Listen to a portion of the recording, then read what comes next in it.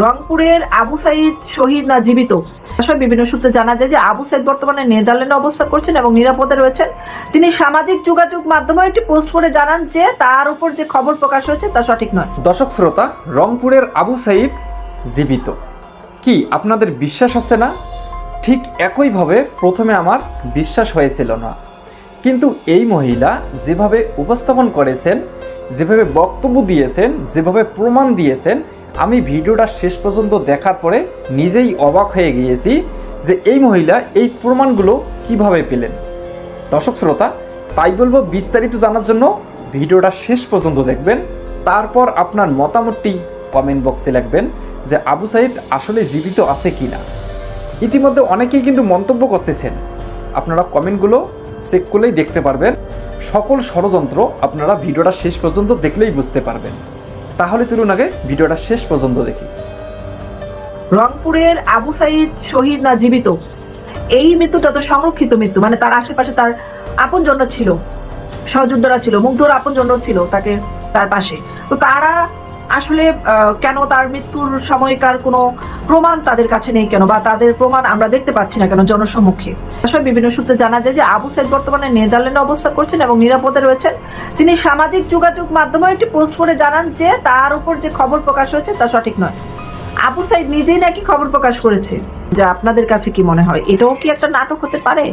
দর্শক, এই মাত্র পাওয়া গরম খবর, জুলাইয়ের গণ অভ্যুত্থানে শহীদ আবু সাইদকে নিয়ে আবারও তৈরি হয়েছে ধোঁয়াশা। একে একে শহীদ হওয়া অনেকেই ফিরে আসতেছে, তেমনি শহীদ মুগ্ধের মতো এবার নেদারল্যান্ডে খোঁজ মিলল শহীদ হওয়া আবু সাইদের। সম্প্রতি সামাজিক যোগাযোগ মাধ্যমে এমনই খবর প্রকাশ পেয়েছে এখনো জীবিত আছে আবু সাইদ। কিভাবে খোঁজ পাওয়া গেল আবু সাইদকে, বিস্তারিত জানতে সম্পূর্ণ ভিডিওটি দেখবেন। চ্যানেলে নতুন হলে চ্যানেলটি সাবস্ক্রাইব করবেন, একটা লাইক দিয়ে সম্পূর্ণ ভিডিওটি দেখতে থাকুন। সেই সাথে কমেন্ট করে জানিয়ে দিন আপনিও কি মনে করেন আবু সাইদ। 24শে জুলাই আন্দোলনের এত নাটকীয়তার পরেও এবং আমরা এত গবেষণার পরেও মূল শিকড়ে পৌঁছতে পারলাম না। আমাদের মাথার ব্রেনেও কুলাচ্ছে না যে আসলে এটা কতগুলো ব্রেনের সমষ্টি এবং কতগুলো মস্তিষ্কের বিস্ফোরণে এরকম একটি জুলাই আন্দোলন করতে সফল হয়েছে এবং এর পিছনে কারা কারা আছে। রংপুরের যে আবু সাইদ শহীদ না জীবিত, এটা নিয়েও প্রশ্ন উঠেছে। আমরা জানি যে ডক্টর ইউনূস তার বাড়িতে গিয়েছিলেন, 5 মিনিটও সেখানে অবস্থান করেননি এবং তার বাবাকে বুকে জড়িয়ে নেননি। শুধু বলেছেন যে আপনি আমাকে আবু সাইদ মনে করতে পারেন আপনার সন্তানের মতো। আচ্ছা, আবু সাইদের বয়স কত আর ওনার বয়স কত? উনি কি করে একটা মানে ওনার চেয়ে কম বয়সী লোকের সন্তান হতে পারে?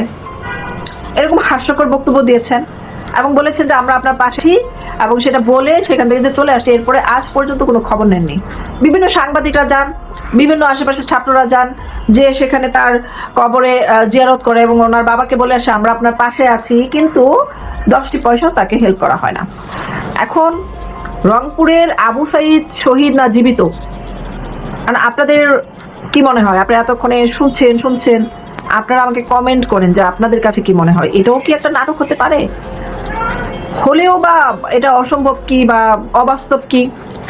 ধরুন আবু সাইদ যখন মাথা ঘুরিয়ে পড়ে গেল, তার মাথা রক্তক্ষরণ হচ্ছিল, তাকে বেশ জোরে সোরেই পিছন থেকে তার যে সহযোদ্ধারা ছিল বা বিক্ষোভকারীরা ছিল তারা যে ঢিলটা মেরেছে, খুব জোরে সোরে মেরেছে পুলিশকে উদ্দেশ্য করে, এবং সে যখন দাঁড়ানো ছিল যেই মুখী করে, সেই মুখে কিন্তু কোনো পুলিশ ছিল না, এবং তার মৃত্যুটাই ছিল তাদের টার্নিং পয়েন্ট। এখন তারপরে কি হলো? রাবার বুলেট দুইটা করেছে, এটা আমরা স্পষ্ট দেখতে পেয়েছি, এবং যে করেছে সেও দাড়িওয়ালা একজন পুলিশ ছিল। সে আসলে কি পুলিশ ছিল না সে শুটিং এর একজন অভিনেতা ছিল, এবং তার হাতে একটা লাঠি ছিল, কিন্তু সবাই একযুগে অস্বীকার করছে তার হাতে কিছুই ছিল না। অথচ লাঠি সহ, ছবিটা সহ কানাডার প্রেসিডেন্টকে কিন্তু তার একটা মানে অ্যালবাম উপহার দেওয়া হয়েছিল। তারপরে দেখে তাকে যখন ধরে নিয়ে গেল, এরপরে থেকে কিন্তু আবু সাইদকে আমরা দেখি নাই। ডক্টর বলতেছে আমি 6 বার রিপোর্ট চেঞ্জ করেছি, বর্তমান সরকারের মন মতো হয় না, বর্তমান উপদেষ্টাদের মন মতো হয় না, আমাকে বহুভাবে হুমকি দিয়েছে, এবং উনি যে রিপোর্ট দিয়েছে যে এটা নরহত্যা, মানে হচ্ছে মানুষের দ্বারা হত্যা হয়েছে। এখন আবার শুনতেছি সেটাও নাকি ভুয়া, মানে সে মরেই নাই। এখন এটা আমরা এক যুক্তিতে বিশ্বাস করতে পারি, কারণ হচ্ছে তাকে আমরা তুলে নেওয়ার পরে তার হাসপাতালে নেওয়া, তাকে মৃত ঘোষণা করার পরে তাকে মৃত মানে যেমন মুগ্ধকে দেখানো হয়েছিল স্ট্রেচে শোয়ানো, সে মারা গেছে, তার মাথায় রক্ত, এরপরে কিন্তু আর আমরা তার দাফনের আগে কিন্তু তাকে দেখি না। আমরা কিন্তু বড় বড় রাজনীতিবিদদের মুখও কিন্তু দেখি, মৃত্যুর পূর্বে তাকে দেখানো হচ্ছে বা তার দলের লোকজন তাকে দেখছে, এটা কিন্তু ক্যামেরায় দেখানো হয়। এখন আবু সাঈদের মরার পরে তাকে তার মৃত্যুর মুখ নিয়ে কোনো ছবি আমরা কিন্তু এই পর্যন্ত পাই নাই। একটা সাধারণ মানুষ মারা গেল দেখি অনেকে পোস্ট দেয়, আমার বাবা মারা গেছে ছবি পোস্ট করে, আমার মা মারা গেছে ছবি, মৃত ব্যক্তির ছবিও পোস্ট করে, যারা বুঝে না বুঝে, যেটা আসলে ঠিক না। কিন্তু আবু সাঈদের মৃত্যুর আগে সে যে 4-5 ঘন্টা তাদের দায়িত্ব ছিল, তাকে নাকি হাসপাতালে হয়েছে 5 ঘন্টা পরে, তখনকার চিত্র তারা পাবলিক করে নাই। তারপর থেকে আর কোনো কিছুই নাই কিন্তু অনলাইন সোশ্যাল মিডিয়াতে। তার রাস্তা থেকে তুলে নেওয়ার পরে সে কোথায় ছিল, তারপরে তার ভিডিও ফুটেজ কোথায়, এবং কার জানাজা হলো, সত্যি কি সে ছিল? এই যে এলাকাবাসী তার জানাজা করলো, এটা কিন্তু আমি মিথ্যা বলতে পারি না। কিন্তু যদি এটাও নাটক হয় সিনেমার মতো, সিনেমায় হতো জানাজা দেয়। আসল রিপোর্টটা আসলে কি বলছে, আবু সাঈদ কোথায় আছে এটাও বলা আছে এখানে। রংপুরে আবু সাঈদ শহীদ না জীবিত, যদি সে বেঁচেই থাকে, তাকে যদি কেউ দেখেই থাকে, তাহলে নিশ্চয়ই টুডে টুমোরো এটা বের হবে। কয়েকদিন ধরে সামাজিক যোগাযোগ মাধ্যমে আলোচনার কেন্দ্রবিন্দুতে রয়েছে রংপুরের আবু সাঈদ।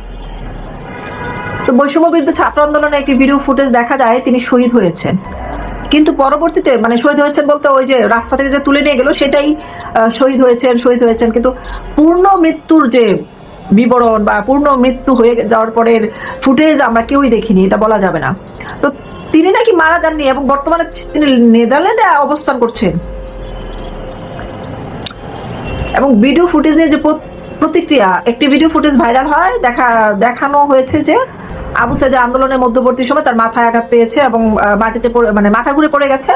বেশ কিছু সংবাদপত্র, টেলিভিশন ভিডিও খবর প্রকাশ করেছে তিনি শহীদ হয়েছেন, কিন্তু পরবর্তী সময় শহীদ হওয়ার পরে তাকে কিন্তু আমরা কেউ আর ক্যামেরার সামনে দেখিনি। মানে মৃত্যুর পরেও তো দেখায় যে ও মারা গেছে, একটা প্রমাণ স্বরূপ দেখায়। যেমন 1971 সালের ঘটনায় যদি আপনারা যান, অনেক সাংবাদিকরা ডেড বডির ভিডিও করেছে যারা মারা গেছে, মরে গেছে, কিন্তু এই মৃত্যুটা তো সংরক্ষিত মৃত্যু, মানে তার আশেপাশে তার আপনজন ছিল, সহযোদ্ধারা ছিল, মুগ্ধর আপনজন ছিল তার পাশে। তো তারা আসলে কেন তার মৃত্যুর সময়কার কোনো প্রমাণ তাদের কাছে নেই কেন, বা তাদের প্রমাণ আমরা দেখতে পাচ্ছি না কেন জনসম্মুখে? এটা কিন্তু একটা বিশাল বড় প্রশ্ন। এর পরপরই কিছুদিনের মধ্যে তিনি নতুন একটা খবর প্রকাশ হয়। বিভিন্ন সূত্রে জানা যায় যে আবু সাঈদ বর্তমানে নেদারল্যান্ডে অবস্থান করছেন এবং নিরাপদে রয়েছেন। তিনি সামাজিক যোগাযোগ মাধ্যমে একটি পোস্ট করে জানান যে তার উপর যে খবর প্রকাশ হয়েছে তা সঠিক নয়। আবু সাঈদ নিজেই নাকি খবর প্রকাশ করেছে এবং তিনি সক্রিয়ভাবে আন্দোলনের সাথে সম্পৃক্ত রয়েছে। এই ঘটনা নিয়ে জনমনে যে স্পষ্ট ধারণা, অনেকেই তার উপর অসন্তুষ্ট প্রকাশ করেছে এবং এর মাধ্যমে সংবাদ মাধ্যমে দায়িত্বহীনতা প্রকাশ পাচ্ছে। তারা আরো বলেন যে সাংবাদিকদের উচিত সঠিক তথ্য দিয়ে রিপোর্ট প্রকাশ করে। মানে আবু সাঈদ নিজে বলেছেন এত বড় প্রতারণা এই দেশবাসীর সাথে কিভাবে করতে পারে। এই মুগ্ধকে নিয়েও কত ধরনের প্রচারণা হলো, মুগ্ধ না স্নিগ্ধ, স্নিগ্ধ না মুগ্ধ, এই ধরনের আমরা একটা বিতর্কের শিকার হয়েছি। এবং অসংখ্য নাম মানে শহীদ বলা, ঘোষণা করা শহীদ যারা, তারা যে ফিরে আসছে এবং আবার 1000 কোটি টাকার ফান্ড করা হয়েছে, ফাউন্ডেশন, সেখানে আমরা শুনেছিলাম যে মুগ্ধ ভাই স্নিগ্ধ তাকে নাকি দায়িত্ব দেওয়া হয়েছে, অথচ এই মুহূর্তের খবর হচ্ছে সার্জিস আলমকে দায়িত্ব দেওয়া হয়েছে, অথচ শহীদদের কোনো নাম নেই, লিস্ট নেই। কোথায় যাবে এই টাকা? শহীদদের নামে এই যে ফান্ড, পুরো ফান্ড যদি সার্জিস আলম নিজের পকেটে ঢুকায় কেউ ধরতে পারবে না।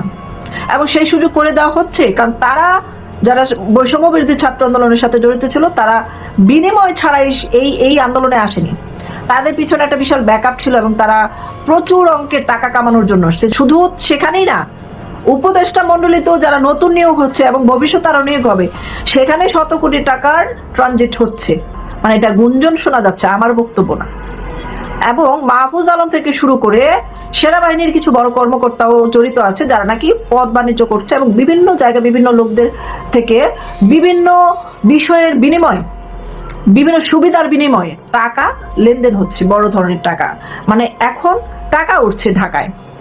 দর্শক শ্রোতা, আপনারা তো বক্তব্যগুলো শুনতে পারলেন। আবু সাঈদকে যেদিন গুলি করা হয়েছে, আবু সাঈদ কিন্তু কিছুক্ষণ পরেই মাটির মধ্যে শুয়ে পড়ছে। তারপর আবু সাঈদকে নিয়ে হসপিটালের মধ্যে নিয়ে গিয়েছে। তো হসপিটালে যাওয়ার পরের থেকে আবু সাইদকে আর নাকি কেউ দেখেনি। তাহলে কি আবু সাইদকে গুম করে বাইরের দেশ পাঠিয়ে দিয়েছেন? দর্শক শ্রোতা, এখন আপনাদের মূল্যবান মতামতগুলি কমেন্ট বক্সে লেখেন যে আসলে আবু সাইদ জীবিত নাকি মৃত। দর্শক শ্রোতা, এরকম আপডেট ভিডিও পেতে চ্যানেলটি অবশ্যই সাবস্ক্রাইব করে নেবেন। তো ধন্যবাদ সকলকে, নেক্সট ভিডিওতে দেখা হবে। আল্লাহ হাফেজ।